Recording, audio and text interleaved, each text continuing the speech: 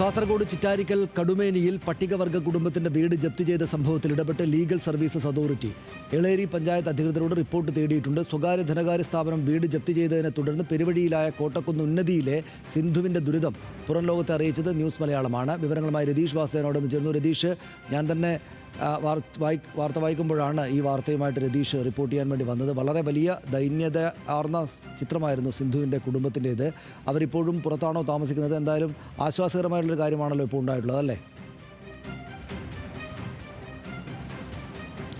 സനീഷ്, തീർച്ചയായും ആദ്യപടി എന്ന നിലയിൽ അങ്ങനെ തന്നെ കരുതാം. പക്ഷേ ഈ സർഫാസി ആക്ടിൻ്റെ പരിപൂർണമായ കാര്യങ്ങൾ ഈ ധനകാര്യ സ്ഥാപനം പൂർത്തിയാക്കിയതുകൊണ്ട് സാങ്കേതികമായി ഏത് തരത്തിൽ ഇത് ഇവരുടെ വീടുമായി ബന്ധപ്പെട്ട കാര്യം സംരക്ഷിച്ചെടുക്കുമെന്നുള്ള സംശയമുണ്ട്. എന്തായാലും പ്രാഥമികമായിട്ടുള്ള പരിശോധനയാണ് ഈ ലീഗൽ സർവീസ് അതോറിറ്റിയുടെ പാരാ ലീഗ് വാളണ്ടിയർ സ്ഥലത്തെത്തി പരിശോധിച്ചത്.